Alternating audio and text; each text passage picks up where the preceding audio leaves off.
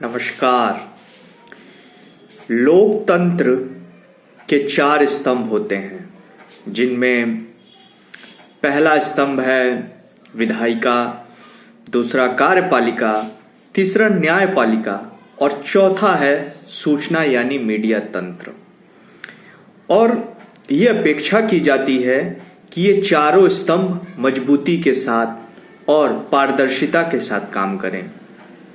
लेकिन राजनीतिक जब परिदृश्य बदलते हैं और सत्ता बदलती है, तब कहीं ना कहीं एक तंत्र बहुत ही मजबूत होने लगता है और वो अपने सत्ता का प्रयोग इन सारे तंत्रों पे हावी होने के लिए करने लगता है।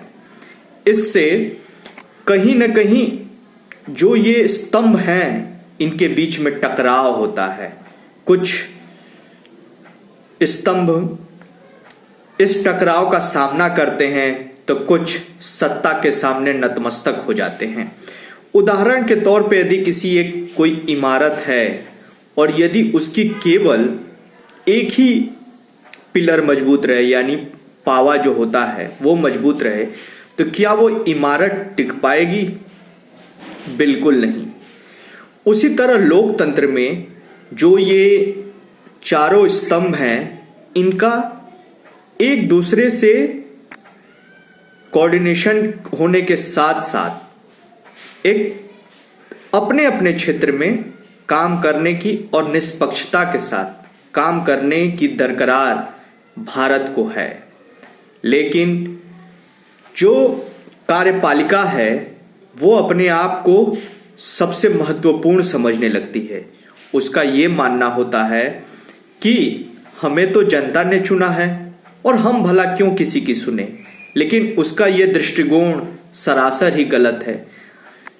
जनता तो इस लोकतंत्र की आधारशिला है, उसी के दम पर तो चारों स्तंभ खड़े हैं। और यदि आपको जनता ने चुना है तो बाकी जो 3 स्तंभ हैं वो भी तो जनता के ही अभिन्न अंग हैं। वो किसके लिए काम कर रहे हैं? जनता के लिए काम कर रहे हैं। यदि आप विधायिका नियम और कानून बनाती है तो कार्यपालिका उनका क्रियान्वयन करती है। और यदि अपना ढंग से क्रियान्वयन ना करे तो उसके ऊपर नजर और निगरानी कौन रखेगा? मीडिया यानी सूचना तंत्र। और ये तंत्र, और सपोज कल्पना करिए कि यदि किसी को न्याय नहीं मिलता है और कार्यपालिका यदि तानाशाह का रूप लेने लगे, तो वो भला किसके पास जाएगा? वो जाएगा तो न्यायपालिका के पास। और न्यायपालिका एक अंतिम बिंदु होती है जिस पे लोगों की आवाज सुनी जाए, चाहे वो अमीर हो या गरीब, सबकी आवाज न्यायपालिका के सामने समक्ष होती है। उसके तराजू में कोई भेदभाव नहीं होना चाहिए। लेकिन अक्सर ऐसा होता नहीं है। जिसके पास अर्थ की शक्ति होती है, सत्ता की शक्ति होती है, तो कभी कभार वो परिस्थितियों को बदलने का हुनर जानता है। हाल में ही जो लॉ मिनिस्टर हैं किरण रिजिजू ने न्यायपालिका की स्वतंत्रता और पारदर्शिता पर सवाल उठाए हैं। उनका कहना है कि जो जजों की नियुक्ति होती है कॉलेजियम सिस्टम के अनुसार, उसमें पारदर्शिता नहीं है। तो अब दूसरी तरफ सवाल ये भी उठता है कि क्या कार्यपालिका के कामों में पारदर्शिता है? क्या वो अपने हर काम, हर चीज को पब्लिक डोमेन में रखती है? क्या आरटीआई के जो जवाब होते हैं उसको जनता के सामने त्वरित दे दिया जाता है? कुछ मुद्दों को तो राष्ट्रीय सुरक्षा के मुद्दे बना दिया जाता है, या जो बड़े बड़े राजनेता होते हैं वो जनता से तो मिलना भी नहीं चाहते। वो चुनावों के टाइम पर जनता के सामने आते हैं और फिर वही रटे रटाए भाषणों के साथ अपना अभिनंदन करवाते हैं। अब ये सवाल उठता है कि ये जो एक स्तंभ है वो दूसरे पे हावी क्यों होना चाहता है? इसका साफ साफ एक नजरिया है कि यदि वो हावी होने लगे और उस जो 3 स्तंभ हैं उसको अपने ढांचे में ढाल ले, तो वो आजीवन काल के लिए सत्तारूढ़ हो सकता है। मौजूदा हालात में जो सूचना और प्रसारण तंत्र मीडिया है वो कहीं ना कहीं सत्ता के इशारों पर नाचता है, क्योंकि उसका जो व्यवसाय है, उसने इस प्रोफेशन को एक व्यवसाय के रूप में बना, प्रॉफिट सीकिंग, यानी उसका सीधा सा मतलब होता है कि हमें लाभ कमाना है, चाहे वो एडवर्टीजमेंट से हो या गवर्नमेंट के एडवर्टीजमेंट से। मीडिया का केवल प्रोफेशन लाभ कमाना नहीं होना चाहिए, वो जनता की आवाज बनना चाहिए। उससे वो जनता के सवालों को सरकार तक पहुंचाए और सरकार से सवाल करे कि आपको जिस चीज के लिए चुना गया, सर्वसम्मति से चुना गया, क्या आप उसका निर्वहन सही तरीके से कर रहे हैं? लेकिन ऐसा होता नहीं है। उपलब्धियां गिनवाना चाहिए, लेकिन उसके साथ साथ ही जो सरकार में कमियां हैं उसका भी जनता के सामने तथ्यों के साथ प्रस्तुत करना चाहिए। लेकिन मैक्सिमम या अधिकांशतः जो मीडिया तंत्र में लोग विद्यमान हैं वो सरकार के इशारों पर उनके साथ रखकर इस चकाचौंध दुनिया का मजा लेना चाहते हैं। वहीं नौकरशाह में बहुत कम ऐसे नौकरशाह हैं जो सत्ता के लिए, जो उसमें गलत हो रहा है उसके खिलाफ, क्योंकि वो तो एक कोड ऑफ कंडक्ट में बंधे हैं, लेकिन उनका भी ये दायित्व बनता है कि उसी कोड ऑफ कंडक्ट में रहकर, उसी पॉइंट ऑफ रेफरेंस में रहकर, उसी पेरीमीटर में रहकर, उसी सरकमफ्रेंस में रहकर सरकार को ये बात हमेशा याद दिलाए कि नहीं, आप जो ये कोई भी यदि नीति ले या कोई निर्णय ले रहे हैं तो शायद वो राष्ट्रहित में ना हो, जनता के हित में ना हो, लेकिन इसका एक व्यापक बड़ा मुद्दा होता है। और जब सरकार ने 2014 में न्यायपालिका से जब उसका टकराव हो रहा था तो उसने एक national judiciary appointment committee NJAC का गठन किया था। उसका यह कहना था कि हम जजों की नियुक्ति एक ऐसी कमेटी बनेंगे जिसमें हमारा भी योगदान रहना चाहिए, यानी हमारी मर्जी से ही जजों की नियुक्ति होनी चाहिए। अब ये कानून भी बन गया, लेकिन सुप्रीम कोर्ट ने इसको सर्वसम्मति के साथ खारिज भी कर दिया। उसका ये कहना है कि जो कॉलेजियन सिस्टम है वो पूरी तरह से रूल बेस्ड है और ट्रांसपेरेंट है, और जजों की नियुक्ति जो होती है उनकी गुणवत्ता पे होती है, उनकी मेरिट पे होती है, और बहुत सी चीजों को देखना पड़ता है तब उनकी नियुक्ति होती है। और न्याय जो होता है वो देश की आम जनता के लिए एक बहुत ही बड़ा आयाम रखता है, लेकिन जो राजनीतिक सत्ता होती है वो कहीं ना कहीं न्यायपालिका पे हावी होने की कोशिश करती है, और न्यायपालिका में जो जुड़े लोग हैं कहीं ना कहीं स्वतंत्रता के साथ अपने कर्तव्यों का निर्वहन नहीं कर पाते हैं। इमरजेंसी के दौरान में 1975 में जब इंदिरा गांधी जी का जो चुनाव हुआ था, उसको जो हाई कोर्ट के जज थे जस्टिस जगमोहन लाल सिन्हा जी ने, उन्होंने उसको एक सिरे से अवैध घोषित कर दिया था। उसमें उन्होंने कहा था कि ये जो चुनावी प्रक्रिया और चुनाव जो इंदिरा गांधी ने जीता है उसमें गलत नीतियों का प्रयोग करके उन्होंने चुनाव, इसलिए उन्होंने उस चुनाव को ही खारिज कर दिया। लेकिन उसका खामियाजा उन्हें भुगतना पड़ा, वो चीफ जस्टिस ऑफ इंडिया भी नहीं बन पाए। या कई ऐसी चीजें हैं, कई जैसे एक इमरजेंसी के दौरान जब एक मशहूर पत्रकार कुलदीप नैयर साहब थे, उनको गिरफ्तार कर लिया गया। अब उस गिरफ्तारी में उन्होंने गवर्नमेंट के खिलाफ हीबियस कॉर्पस का एक पिटीशन फाइल कर दिया, और तब एक निर्णय ये आया कि भाई नहीं, जो जीवन जीने की स्वतंत्रता है वो आदमी की प्रकृति प्रदत्त है, यानी वो नैसर्गिक है, आप इस पे रोक नहीं लगा सकते हैं। तब उन्होंने कुलदीप नैयर जी को रिहा किया, लेकिन उन जज का ट्रांसफर हो गया।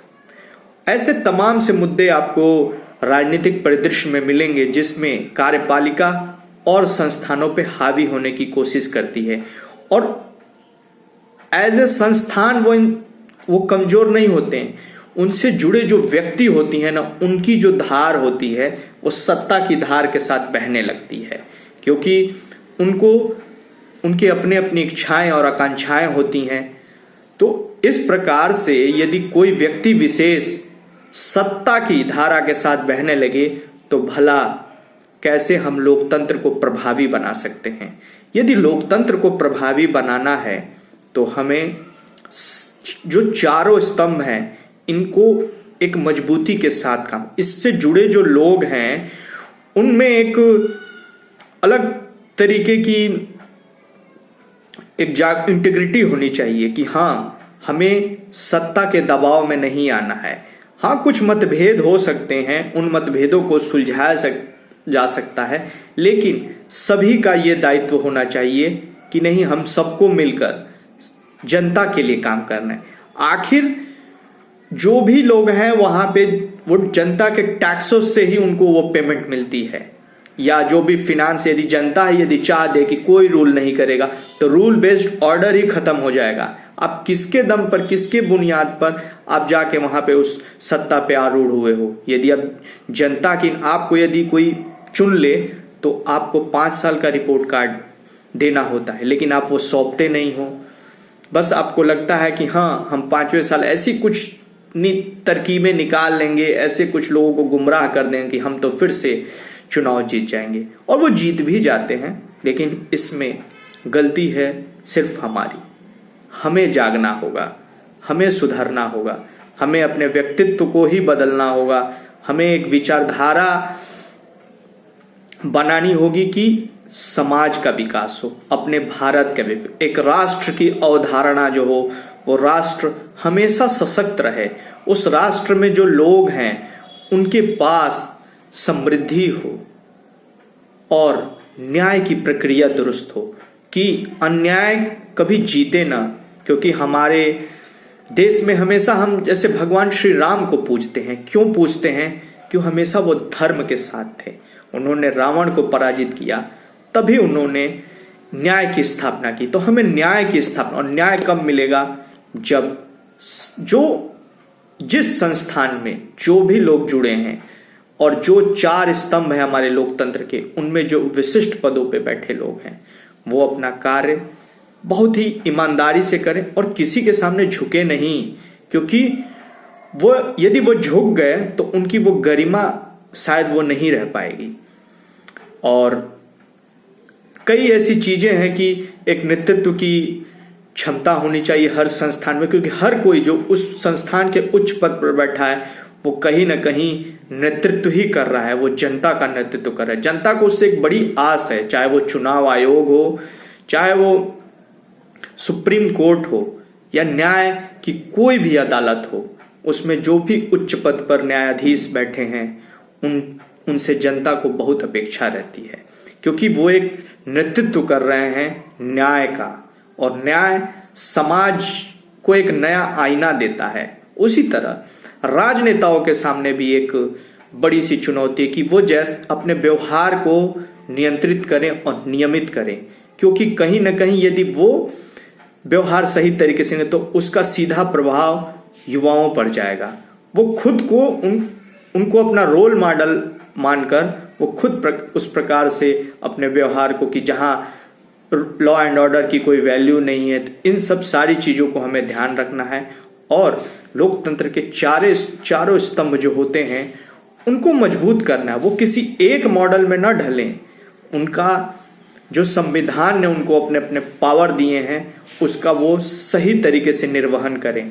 और न्यायपालिका की कि यदि ये तंत्र काम ना करें तो इनके ऊपर अपना आदेश दे। हम देखते हैं कि सुप्रीम कोर्ट में या जितने भी लोअर अदालतें हैं उनमें केसेस की बैकलॉग्स बढ़ती जा रही हैं, और जितने केसेस हैं उतने जजेस नहीं हैं। जैसे सुप्रीम कोर्ट ऑफ इंडिया में 34 सैंक्शन स्ट्रेंथ है, बट अभी 27 ही जज हैं, जैसे जस्टिस यू ललित जी ने एक अपने साक्षात्कार में बताया था।